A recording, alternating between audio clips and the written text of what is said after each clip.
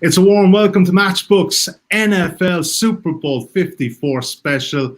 And of course, where would we be without the three gentlemen in shot right now? Three guys here trying to get you the best bets for Sunday night. Top right of the screen, as you can see live now on Facebook, YouTube, and Twitter, Mr. Drew Dinsick. The top bottom left, Mr. Brad Allen in his brand new shiny office. And the bottom right, Adam Chernoff.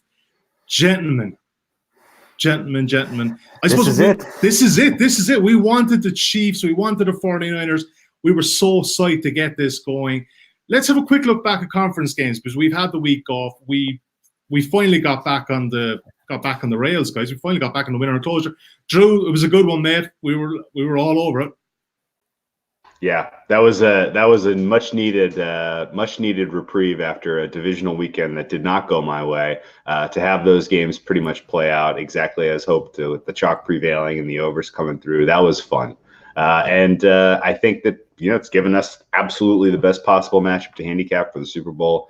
This is really going to be one for the ages. I'm expecting. I don't want to build it up too much, and then you get like a 23-20 game and everybody's disappointed. But this should be. Drew, after last year, 23-20 would be a treat, man. Great point. But yeah, no, this is both of these teams I think are set up well to compete in this one. It's tough for me to see either of these teams generating a substantial lead and running away with it. So this, I think the best we can really hope for in any given Super Bowl is the fourth quarter has some drama, that we're not 100% sure who's going to win until the whistle blows. And I think this matchup sets up well for that. Brad Allen, we finally sent the Packers packing. Finally. Yeah, they're a bunch of frauds from the start. There you go. Got blown off the field. And could we see more of the same this week? Who knows? Adam Chernoff, what are you thinking, mate? It was a good one, conference championships. It was pretty good for you as well, sir.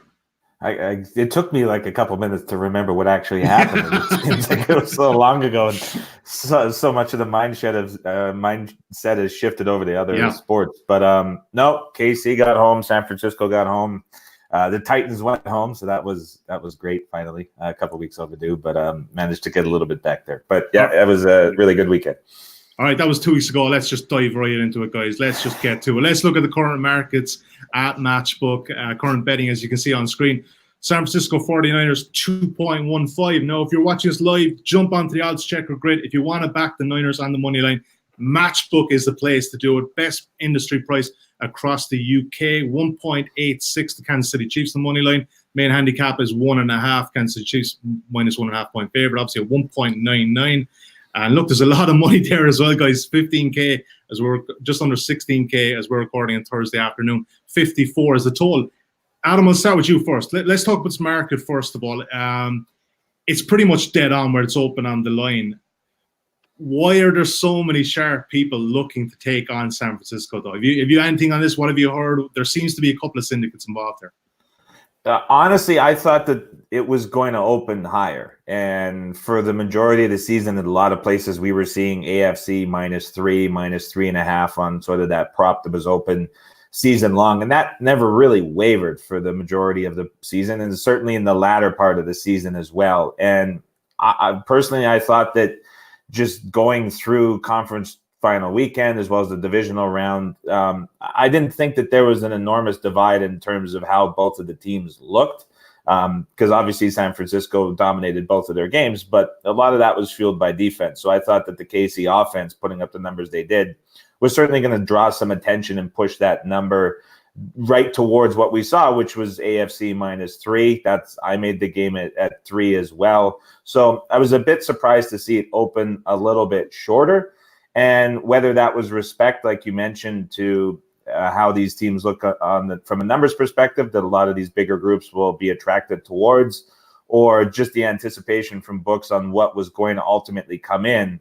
Once I saw it below 3, I thought that sort of pick would be the natural settling point. But when we're talking about this game at 1.5, there really isn't much room for it to move. It's not going to go back to 3. It never was. And to flip through 0 would be pretty significant considering how big the handle is on this game for so many places. So I think it was just sort of opened in a dead zone, and there really wasn't any room for it to move anywhere else. And ultimately, books and market makers just decided not to put up that key number of 3 and go shorter. And we've just seen it sort of stuck in the mud for the better part of 11 days now. As far as the total, I mean, it's getting a little bit extreme to how high it's gone at this point. I think that it's a surprise to most people that it's moved up this much, and it did so early. There were a lot of very smart people out in Nevada that were anticipating this one to take a U-turn at some point. It still hasn't. So it's interesting to see how high this total has got for sure. Brad, Allen, what do you think in early doors in this one? I know you've done your column already for the insights.matchbook.com. Does it kind of concern you if you're on the 49ers that there seems to be no, again, sharp money doesn't always equate to winning results, but there does seem to be a lot of money around trying to lay the 49ers? Yeah, I would say if you're using if you're using some kind of predictive model, then you're probably going to make the Chiefs slightly bigger, because as we go on about all season, offense is more predictive than defense. Obviously, the Chiefs just have the best passing offense in the league. That's the most stable predictive thing. And, you look at the likes of Massey, Peabody, Football Outsiders, they've all got the Chiefs as a slightly bigger favourite, 2.5 to 3-ish. So I wouldn't be surprised to see some late money come in on them. But I think the beauty of the Super Bowl, obviously, is that you get to break down, you have 2 weeks to break down every minute matchup, linebackers versus tight ends, pass rushers versus pass blockers, receivers versus cornerbacks. And I would say personally that stuff seems to favour the 49ers, which I'm sure we can get into. Yeah. Drew Dinsick, early thoughts. I'm kind of getting the sense that you were on the Chiefs anyway, so you're not overly concerned about this move on San Francisco. But like Brad said, we've had so much time to kind of, get your mind in kind of frame, look at all the matchbooks, look at all the variables. Is there anything kind of sticking out at you that you can kind of attack on the main point spread and the main money line? Well, you're right. I do support the Chiefs, and kind of like Brad mentioned, my math model would say this should be Chiefs -2.5. There's some value there. There are, I guess, really there are just a number of factors that I think play into the Chiefs being the correct side in this one. I can make my case now, or we go for it. Let's kick into it. Hey, now. We'll touch on a couple of markets here, guys. We'll go through the totals maybe the first half, but yeah, Drew, let's make the case for the main lines here at the moment. Again, and I guess we'll stick in kind of the realm of modeling and math kind of space here. Chiefs have a distribution of outcomes that I believe is relatively narrow band. I think that they are going to get their points, whether it comes in big bunches early and then they just kind of try to hang on for dear life, or whether they're down early and they're forced to come back in this game. They're going to get theirs. And I think you're talking about a relatively narrow band of outcomes here where they come in between, say, 24th, a very floor of expectations, and then their ceiling, reasonable expectation, their ceiling is probably 35 or so, but it could go, quite a bit higher, as we've seen if the game state gets a little funky, if there's any kind of turnovers. So I think, to me, that window is, being about 9 points is, relatively narrow, whereas the Niners, I have a much broader distribution. I think that there is a very realistic possibility that with the young, inexperienced quarterback, with a coach who's never been here as a head coach before, you could see them come out and underperform, pretty significantly offensively, especially if they come in with a conservative mindset. We're going to run the ball. We're going to set the tone here. I think that sets up poorly for their offense versus, if they're aggressive and if they get, frisky and if they unload their playbook, if Shanahan's kind of, genius mind works overtime in this prep here, yeah, they could go bananas, right? Either way, it's a broader set of outcomes. And if they hit on their high end, if they come in, with the performance here where they land in the 30s score-wise, and you ask me, are the Chiefs going to be able to answer? I would say absolutely they are going to be able to answer. I think that their depth across the wide, in their receiving core, across their wide receivers, tight ends, running back, screen game, they can just hit you so many ways in the passing attack that any game state that plays out where the Niners have a lead, say 1 or 2 scores, I think the Chiefs are 100% still in this. They can come back and answer, and they just need the ball last to be able to get a win. Whereas I also see a realistic outcome where they go out and they're the more aggressive team early. They set the tone. They generate a multiple score lead, and we see San Francisco struggle when they put the ball in the hands of Jimmy G and ask him to come back when he's never really been asked to do that much this season. Certainly not in especially high leverage games. He hasn't been able to do that. So to me, at least, there's a little bit of a lopsided set of outcomes here in terms of, how this could play out. A 50-50-ish type of game where San Francisco plays well and controls this game state versus a game, a pretty clear and obvious Chiefs cover if the Chiefs get out and control most of the game state. So just based on that alone, I think that, we do have even more than just kind of the Chiefs being a little bit undervalued by the current number. I think the range of outcomes also lends itself to there being more often than not the Chiefs being in this and having a chance to get this ticket home. My gosh, Mr. Drew Dinsick, you're a hell of a salesman, because I'll be honest, right? This is the kind of a game I've gone back and forth with. I think a lot of people are in my situation all week. Ever since the end of the conference games, I was loving the Chiefs at the number. But the more I've kind of dug into San Francisco 49ers, I'm just thinking maybe they'll be able to scheme. But a hell of a case. Adam Chernoff, make the case for the defense. Make the case for the San Francisco 49ers. Because you're a good man to break these down as well. And why do the San Francisco 49ers win this game?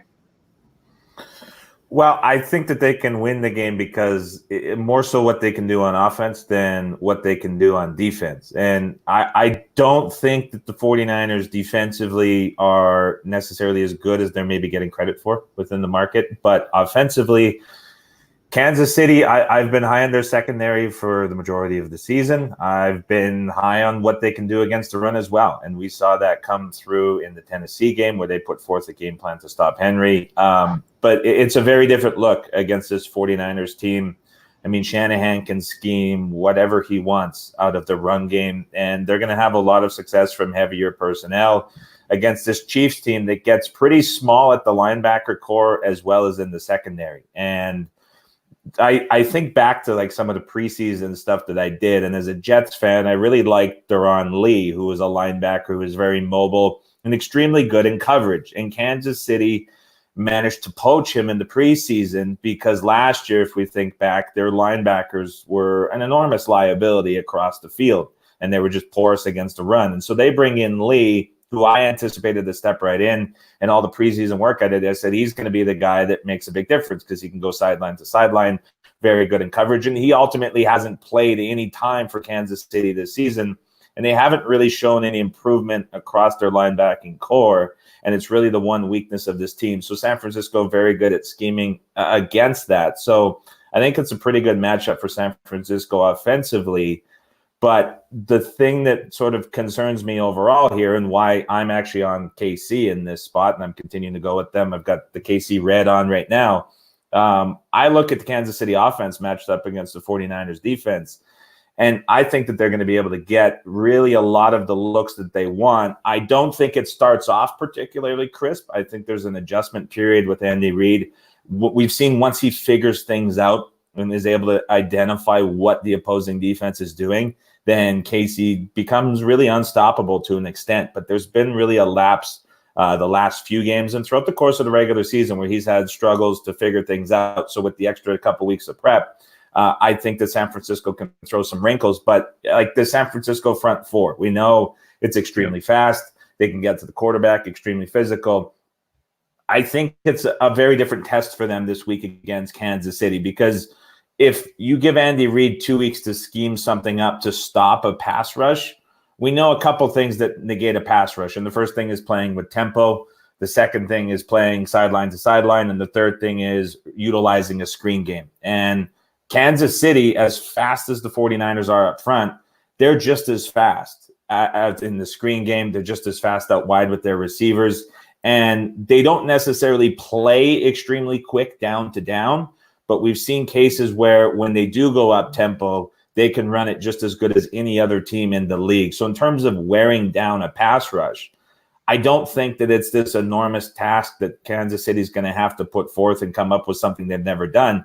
They've got the personnel to do it. And where there's really a personnel issue within this matchup is the coverage unit of the 49ers against Kansas City. And we can get into the fact that they play almost 80% of snaps in zone coverage. They love their cover 3. That's where Mahomes is the strongest. That's all fine and great. But I think the underlying reason that the 49ers consistently play in zone is just because they lack the personnel to play man coverage. We saw teams like Houston and Tennessee really switch up their coverage scheme and try to go man against Kansas City. It worked initially, but once Kansas City figured it out and they weren't able to adjust on defense, that's where Kansas City had a ton of success moving the football. And with San Francisco, you're sort of stuck with what they have within the secondary because there's no one that they can really bring in to switch to provide that consistent man coverage.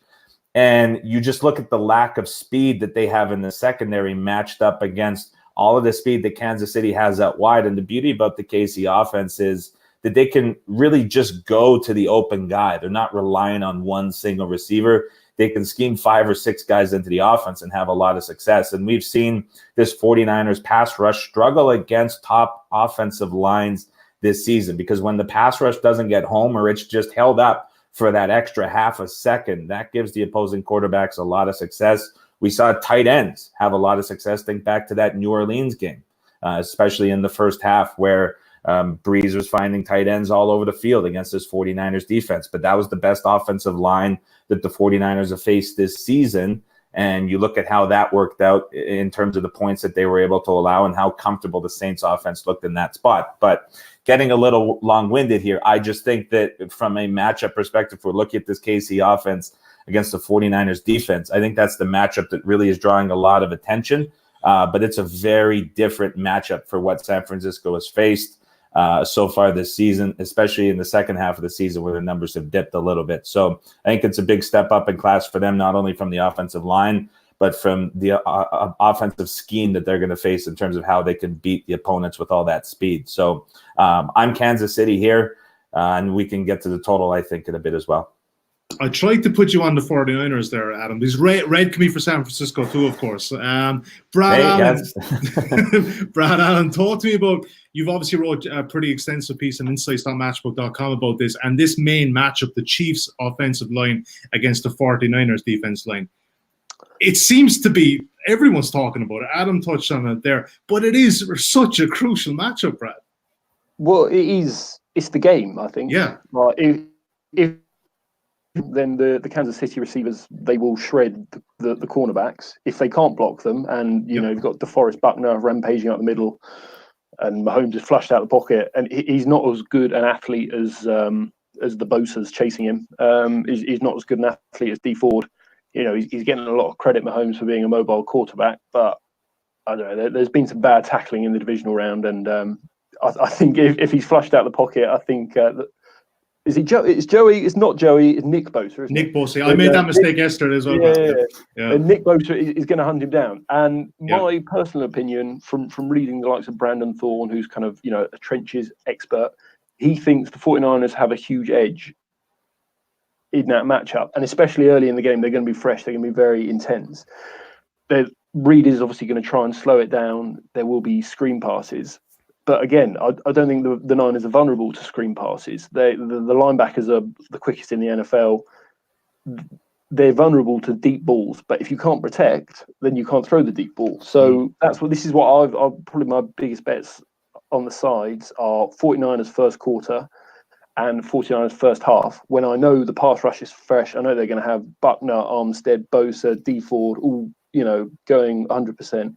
And I don't think there's an offensive line in the league that can block that. And I don't think you can just scheme around it that much if you're losing within 2.5 seconds. But Brad, on that, okay, and you make a very valid point, but can they sustain that for 4 quarters, that 4-man rush? Yeah, I don't know. I've heard Adam made a good point there about going tempo, throwing the ball all the time. You know, we saw that with the Falcons-Patriots Super Bowl a few years back. The Falcons... first half, they were wrecking the Patriots. The D-line was going nuts. But in the end, they faced something like 98 snaps, 99 snaps. And then by the end of that game, they just were done. As soon as the Patriots got the ball, they were cooked.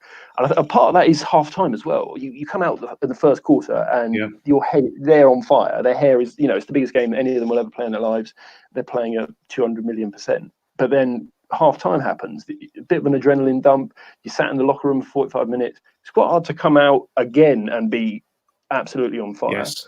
So that's why I'm staying away from the second half. And I think in play, I think there's possibly quite huge edges to be had. I would say, if the Niners are up as we think, and Mahomes is coming out throwing all 4 downs, then I don't think there's anyone no defense in the league that will stop them if that pass rush tires, and they've got all those receivers running all over the field. So I think there's the market is gonna love the Chiefs live, whatever happens, but possibly not enough. You know, the Patriots were 8-9-1 in that comeback, and it wouldn't surprise me to see similar.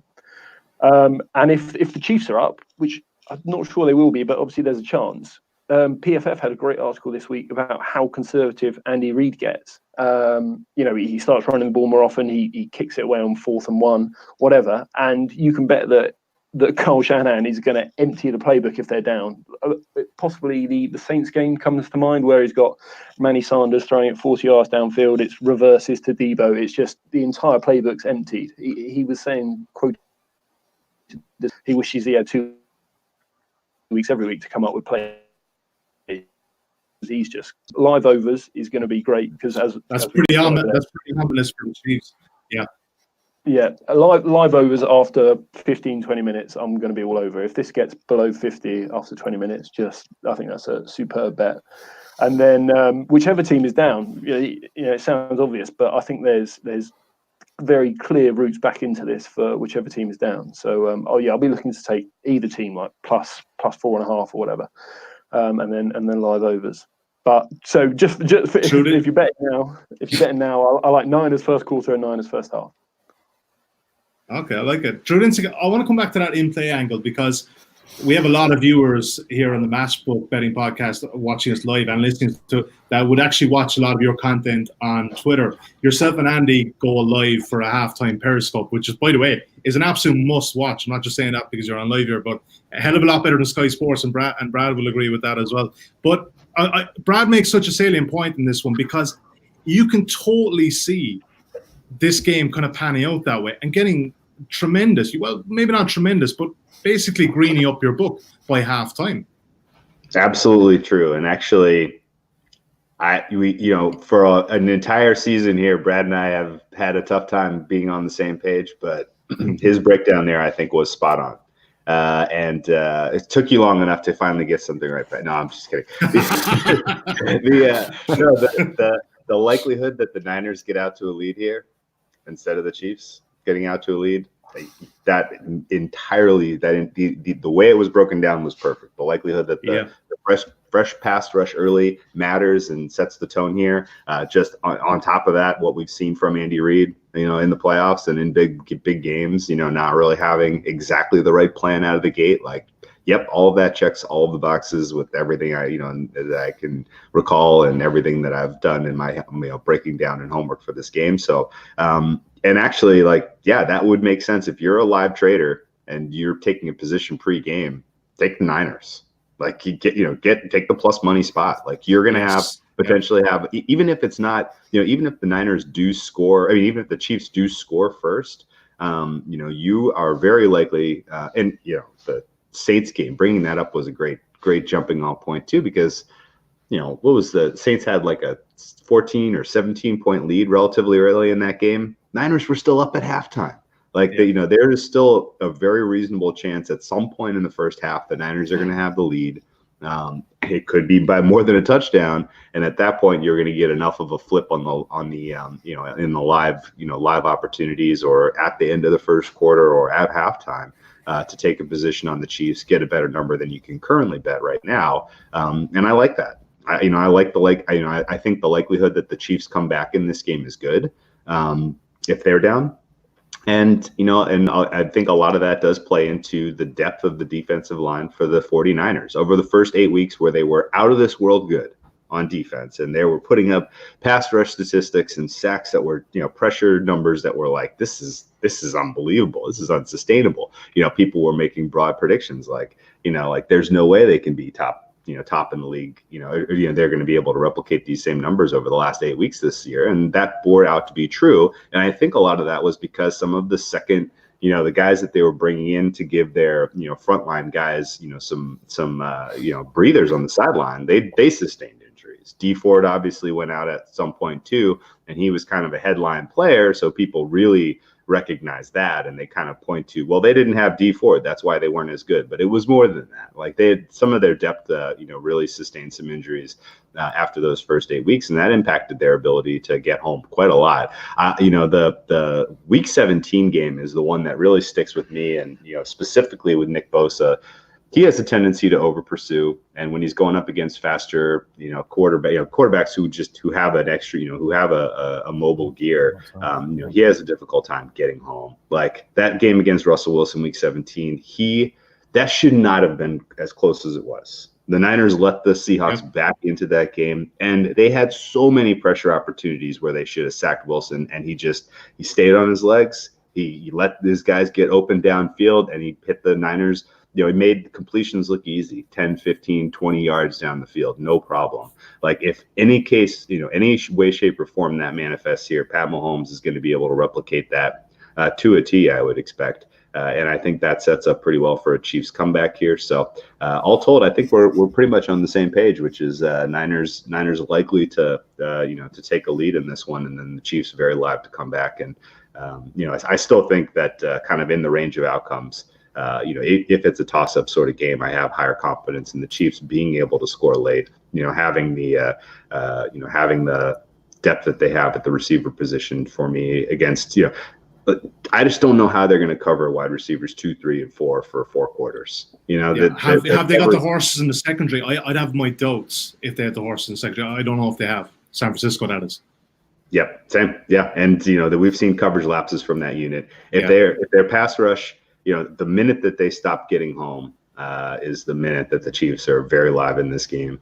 And that could happen in the second quarter. It could happen in the fourth quarter. I guess a question for you guys, question for the group. Like, if you're backing the Niners in this and you're expecting them to win, like, what lead is safe? Like, how many points do you need to be up by before you're like, all right, let's I'm popping the champagne and like they got the running attack. They're going to be running this game out. Like, what lead is safe against these Chiefs? Okay, I'll go first. I reckon 21 mid third quarter is probably the very edge of it, because if you look at it, this team is probably better off chasing a game rather than kind of a team that's 10, 15 points up, where Andy Reid has to maybe call a few run plays. Not great with clock management as it is. Adam Chernoff, do you want to have a cut off that one? Yeah, tough one to answer. I do think that just with the way that San Francisco is probably going to be able to sustain running the ball against Kansas City, that probably benefits them to an extent. I think Jimmy Garoppolo has a much better game than people anticipate too. So in terms of the comeback that you guys were talking about, sort of going either way, I think that plays in pretty well. But it's I mean, with the way that Kansas City can score and just how I think that they do against this defense, it's going to have to be a bigger number for sure. But their ability to run concerns me a bit if they do get ahead. Brad Allen, even, mate, I know you had a few stats come back in, and would you want to just have a cut off Drew's question first? What was the question, sorry? The question was, what lead is safe for the San Francisco 49ers against this absolutely explosive Kansas City Chiefs offense?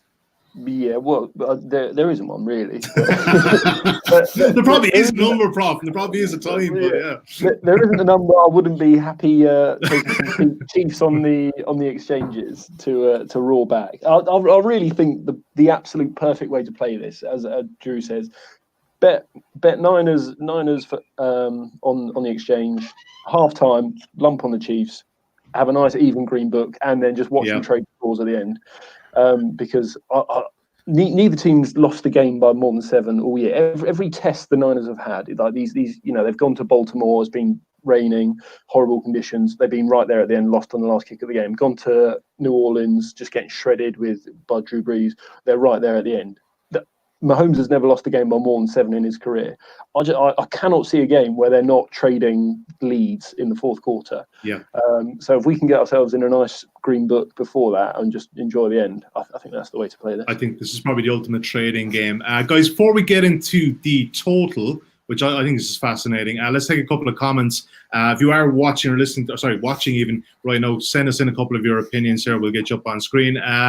Leonard Welch, great work all season long. Thanks, I appreciate you. Wait until Monday morning, Leonard. We will see, because this is the big one. We have to have a couple of winners over the weekend. Judge us on the results then, or maybe not. Drew speaks the truth. Drew Dinsick, that's probably true most of the time that you speak the truth. Leonard Welch again. Kyle Shannon remembers 28-3 versus the past one in Atlanta, 1-0 conservative game plan. I don't know. I think that's going to be a bit overplayed this week. I think there's very different dynamics here. I wouldn't be getting too upset about that either ways. 100% Adams, Caleb Gregan, 24. From Shane, gents, you've all been legends this NFL season. Many thanks for all great wisdom or content you have made this 40-year-old croc a lot more educated. I don't actually know what croc means, guys. Which country is that? It's Australia. We try Australia. Shane, let us know where you are, what the croc means, and Leonard Welch back in as well. No lead is safe for Kyle Shannon. That seems to be a team. I don't know if it's going to be a bit overplayed, that 28-3 thing this week. It's a good few years ago. He's obviously improved a hell of a lot as a coach. But yeah, we will see. Okay. Sorry, Brad. That's part of the reason I quite like the Niners team total over 26.5. You get around 1.9 on that. That he's not going to take his foot off the gas. It is going to be 4 quarters of trickeration and play action and stuff. And it'll have to be. It will have to be. I like. He's not sitting back there thinking, okay, 21 or 24 is going to beat this Chiefs team. There's just no way it's going to happen. And which is kind of segueing at the moment, guys, to this total 54. Yeah. So obviously it opened very early, 51. I think most books hooked up 52.5 offshore and in Vegas. It's a 54. It's very, very slightly favoring the under. I'm fascinated by this number, guys, because I would generally see, and Prof, I think you're with me here, you see numbers in the mid-50s, and you look to take on total somewhere, maybe the first half. Hands in the air, who's played this total? Who wants to have a go off this one first? There you go, Drew Dinsick straight in. Come on, break it down. Which way, higher or lower? Over by halftime. More winners. Seriously, I actually. At 54. This is 54, Drew. And it's outdoors. You guys remember Chiefs Rams last year? What was the halftime score of that? 3-0, wasn't it? The Super Bowl was, but the game in LA wasn't. That was the only game. Last year was, I don't know, something like. I went off something similar, yeah. Something like 70 points at halftime, finished at like 104. Anyway, I don't think it's going to be that crazy. And I don't think it's going to be as crazy as Niners Saints either. Both of those games, there were some fluky, basically the playbooks were unloaded. All of the tricks were out on the table, expecting that here, brilliant offensive minds making these calls. Those games, like every trick play worked. I don't know if you can count on every single trick play working here. Maybe we'll say 50% of them work. In that Rams Chiefs game, there were some fluky turnovers. There were some defensive scores that were a little bizarre. I think one player on the Rams who had never scored a touchdown in his career had 2 in that game on the defensive side of the ball.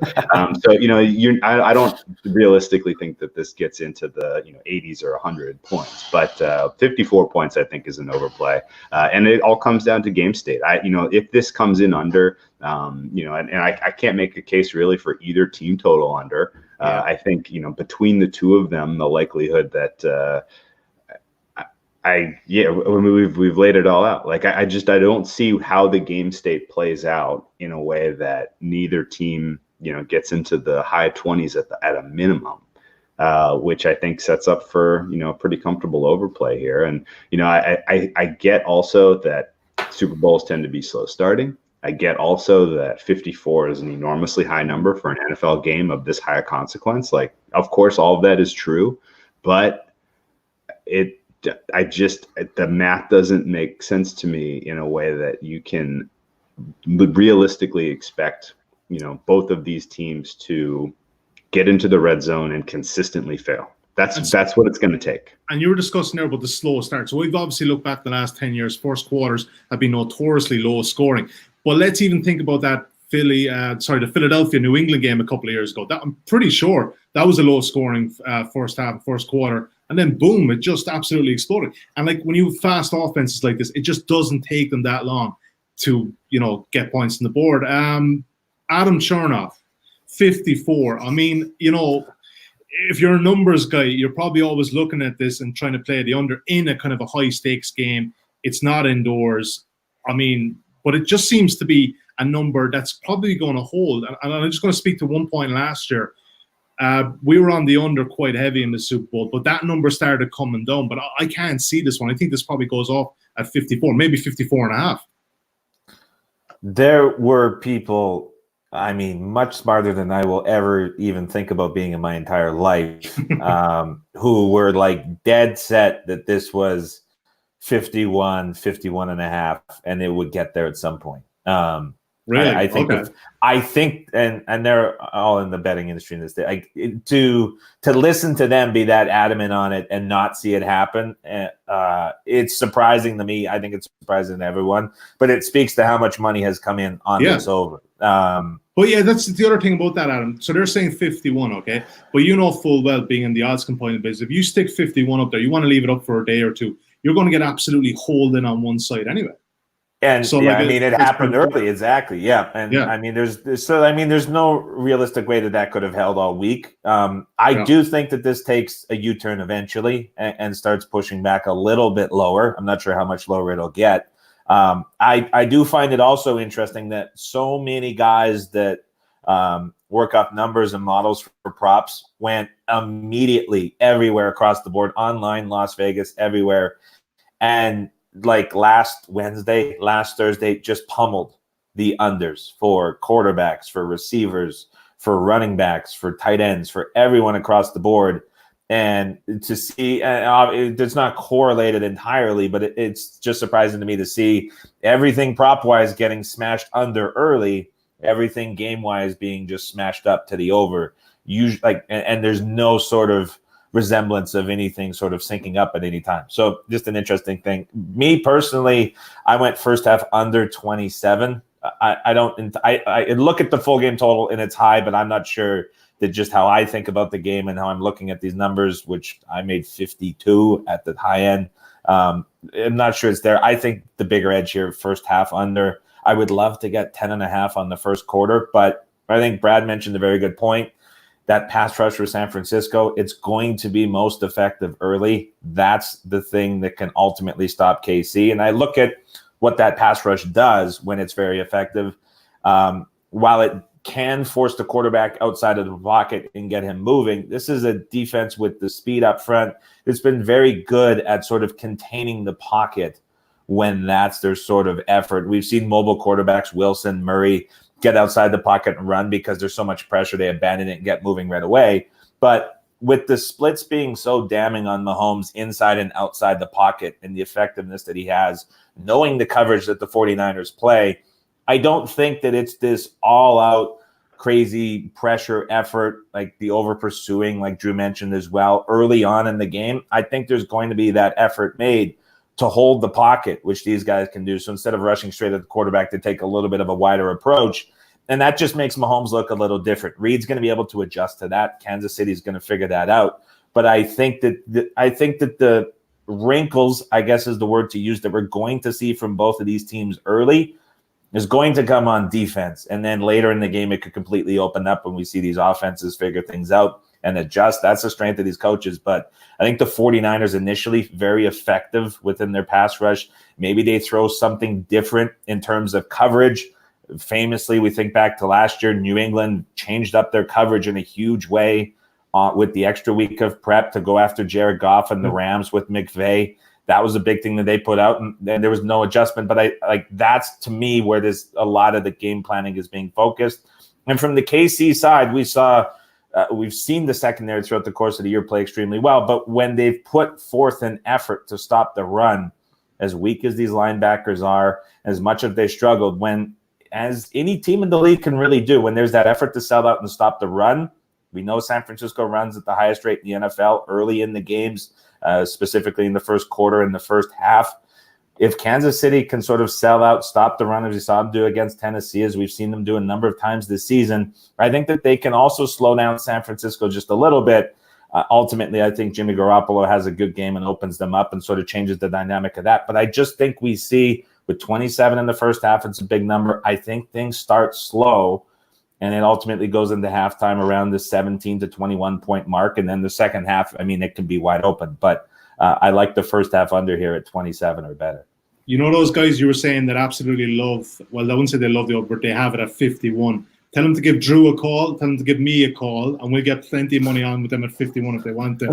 Brad Allen, they can have all they want. They can have all they want. They can have all they want. Prof, Adam made a kind of a case here with the first half total. Obviously 27.5, 26.5 right now in match, but that was a better number Adam got, obviously. But, I mean, even if it goes that way, like, you can totally kind of bet this total at half-time. I mean, we'll just play a hypothetical game. Say it was 27. If it's 17-10 at halftime, lands on 27. Your second half total, what's it going to be? If you're going to go back off this, it's going to be over. It has to be closer to the 28 mark at that point, and then you probably play the over there anyway. Yeah. So I think you could probably play first half under, set or full game over, and I think you'd probably do well. Yeah. I've not backed either of them yet. My plan is just to wait in game, wait till, as I say, 15-20 minutes into the game. I'm hoping, as we talked about the San Fran pass rush, KC have obviously two good pass rushers of their own, Frank Clark, and then Chris Jones as well.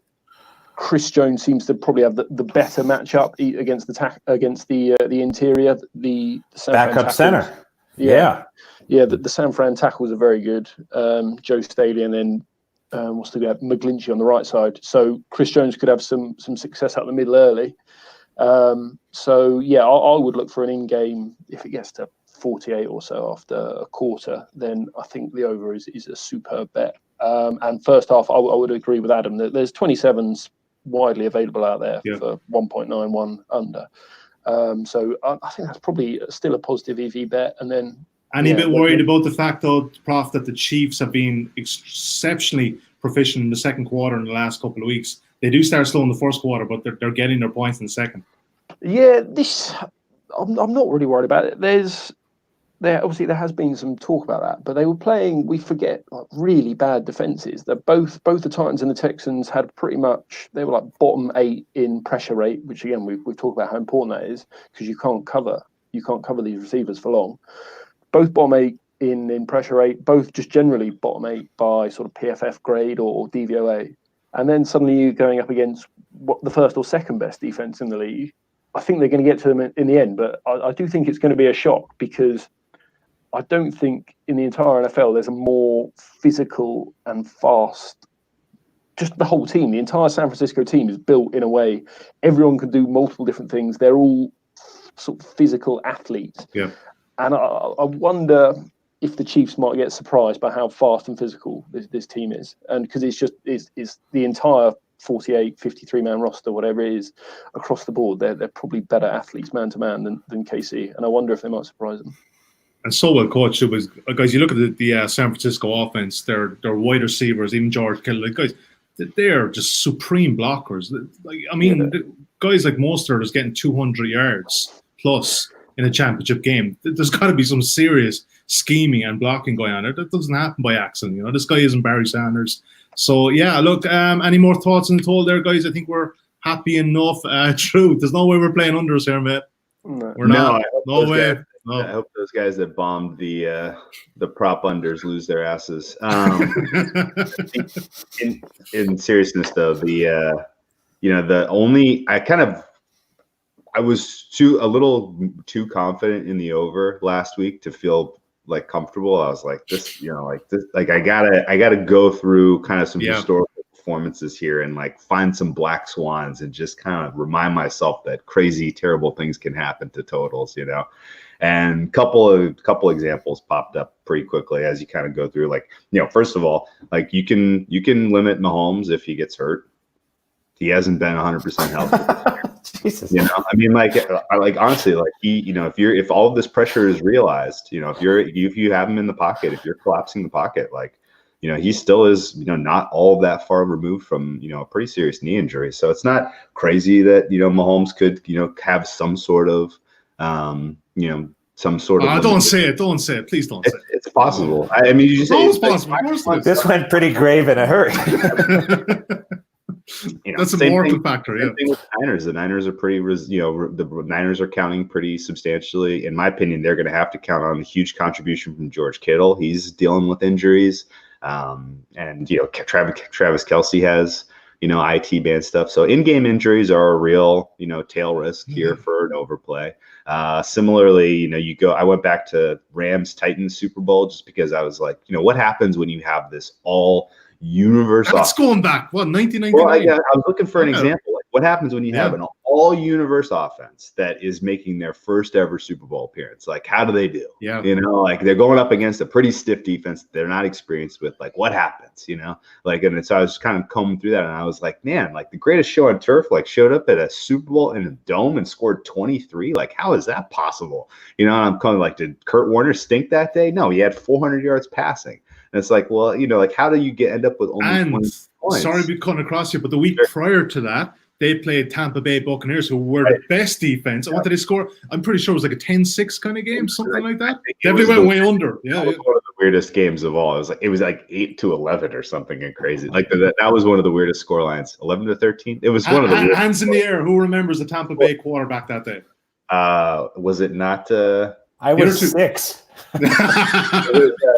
It was King. Was his last name Sean King? Sean King. Yeah. Yes. The ultimate game manager. You think of all the great defenses. Just don't fuck up this game. We have the best defense. One of the best defenses ever played outside of the 85 Bears.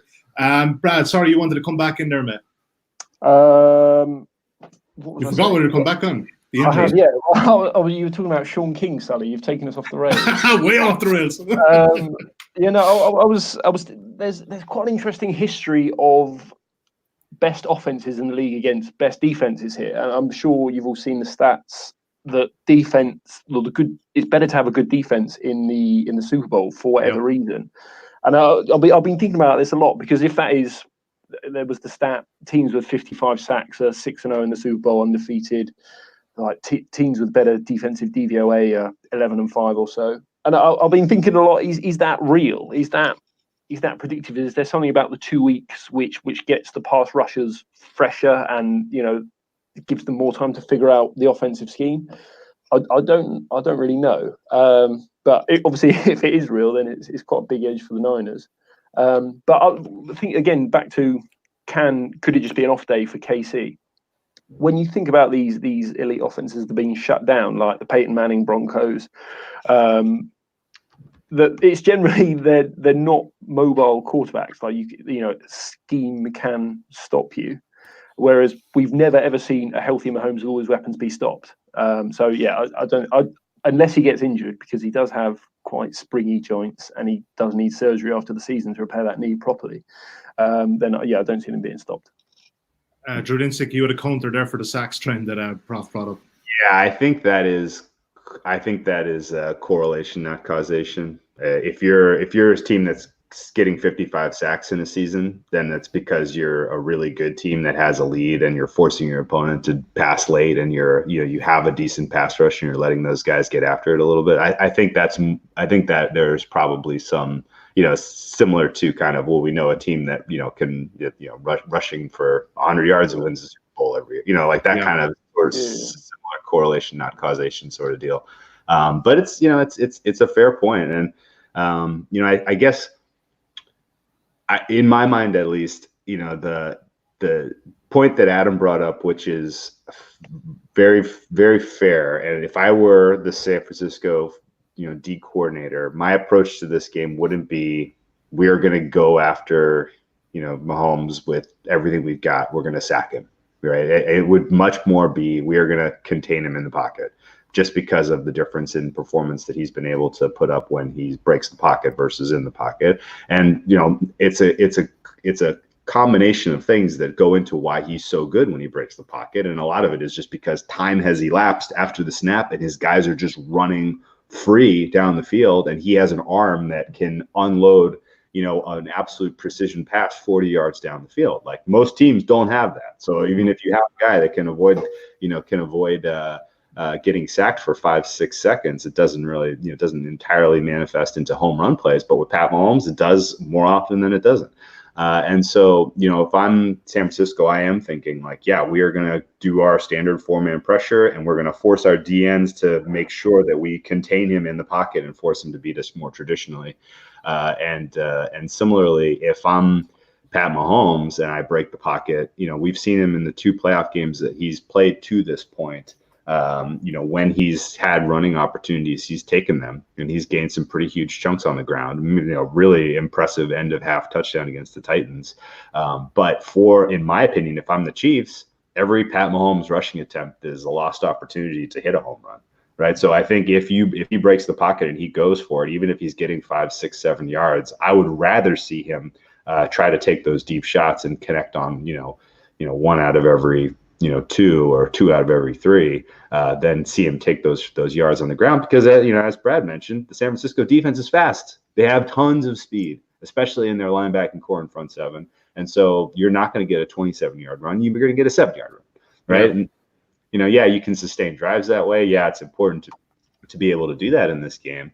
But if I'm coaching these teams, I'm telling Mahomes, hey, if we break the pocket, think 3 times before you actually take off running. Like, wait for that opportunity to hit the home run down the field. And similarly, if I'm coaching the Niners, I'm saying do not let him break the pocket. Let's contain him and make him beat us traditionally. Right, guys. I think we should start locking in a few plays, because obviously people are listening to this podcast right now or watching us and thinking, where are we going to bet? Let's start with the money line. I think there's a bit of a consensus here for the Kansas City Chiefs. Are we happy enough with that, guys, that there is a consensus here for the Chiefs? I don't think there's any major. They are ultimately going to win the game. We're happy with that. Adam, come on. You're on board. You're on board. Surely. Go on. Of course I'm on board. Yeah, 100%. there you go. Okay, we're on board. Okay. It sounds like Drew is too, but Brad's more focused on in-play. Yeah, so I can't speak for them. Yeah, I think ultimately, Prof, you believe the Chiefs will win. Yeah.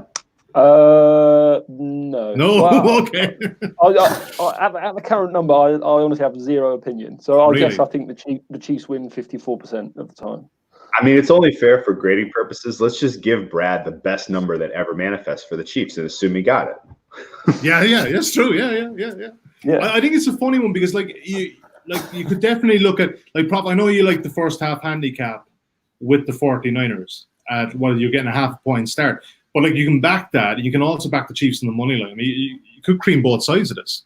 Yeah. I'm just saying. I personally don't think at current number the Chiefs are value. Okay. But are the 49ers value? I'm happy. I don't think the Niners are value either. I think it's just. I think it's priced perfectly. It was, as you probably expect, like $1 billion or whatever probably being bet on this by now, and it's it's unlikely to be wrong. Exactly. More of an edge on the juice-free coin toss prop. Yes. From the same edge. Yeah. Okay, we'll get into them at some other stage. Okay, look, I'm locking in the Chiefs here, 1.87. I think that's a bet. I don't think it gets to 1.9, guys. I think there's plenty of money around. Plenty of guys trying to take on San Francisco. Definitely a match book at the moment. Anyway, Probably, I do like your angle with San Francisco plus a half, so I'm going to give you the vote of confidence there. Quite happy to lock that in as well. Probably anything in the first quarter, you're kind of thinking about this one? First quarter unders? If you can get first quarter PK, so it's a push. If it's a draw, you can get that around evens. I think that's good. Or you can get and you can get that in San Francisco, yeah. Plus a half at 1.66 is available. So I'll back both of them. And guys, we're going to have to back this over. I can't let this one go. I'm not coming back in the under here. Sorry, Adam. I know you made a pretty good case. But look, it just to me, it just strikes me as a 31-28 game. Like Drew said, I think both teams clipped their team totals over. And that's the other side of this. If you're more confident on one team getting theirs, than the other team, then just back them over in the team total. Yeah, and I mean, look, it's very hard to sit down here for any of us, I think, and back under team total for either of these teams, such as their general matchup. So, I mean, if that's the way to go, if you're just more confident on the Chiefs offense, or you're more confident in Kyle Shanahan scheme you up enough, I mean, look, 26.5 for team total isn't bad. So yeah, I think we lock in the first half, we lock in the first quarter, we'll take the overs, we'll take the Chiefs, and that'll be it. That'll be us done, and hopefully a successful finale to the 2019 season. Guys, it's been a blast. I'm going to miss your faces next week. It's going to be tough. Yeah, I don't want to talk about it either. I have a better question, though, Prof. Are you actually going to stay up for the Super Bowl? Because you're a good man to go to bed early on a Sunday night. No. So, well, because I'm worse betting market now, so I start. Oh yes, okay. Which has been great for the playoffs because I can watch the games. Perfect timing. Yeah. So perfect timing to change jobs and get on a US clock. Good stuff. Guys, just quickly, what are you guys doing for this at the weekend? Drew, you going to watch at home, do a halftime with Andy on the Periscope? Not this weekend. Yeah. It's a good kind of life hack to plan a ski trip the weekend of the Super Bowl, because so many people have like hardcore plans with family and like Super Bowl parties and stuff that there's never anyone at the resort. And there's always great snow. Like, don't go skiing President's Day weekend if you're in the U.S. At least. Don't go skiing President's Day weekend or Martin Luther King weekend because it's just a zoo up there. But Super Bowl weekend is a perfect weekend to go up there, and there's all kinds of fun parties and good scene in the village. So I'll be up skiing this weekend, and I'll do something at the halftime as far as kind of providing some insight. I think Andy and I are going to independently at our at our respective parties do a little take on what we think the second half play is, and let the viewers decide who had the better day. Good man, yeah, and I'll be bringing the headphones to the Super Bowl party with me on Sunday night to listen to that. Adam Chernoff, what are you up to for a minute? Getting up at 4:30 in the morning and doing beef ribs for the first time ever. Wow. I got a big chunk from the butcher, so it's about a 10-hour smoke, but they should be all right. Happy days. It's going to be pretty cold up there for beef ribs, but I presume that barbecue comes inside, is it? Oh, no, you just go outside. It's okay. It's like 10 below zero. It's not too bad. I have one comment in. XFL preview next week. We won't be doing it, but I'm pretty sure, Adam Chernoff, will you be doing XFL this season? Yeah, I'll be putting out some stuff next week. Drew Dinsick, you doing XFL with Andy? What's XFL? Brad Allen, are you doing XFL? I might have a look, see what's going on. I know you will. Yeah. Prof, you'll be getting back into the golf in the coming weeks, right? That's it from us. We are out of here for final time this season. Thank you for watching. Thank you for listening today. Enjoy it. Best of luck with Super Bowl. There's very little we can say to hype this one up. It sells itself, and hopefully we shall end the season with a couple of winners. Have a great weekend, and we'll chat to you next season.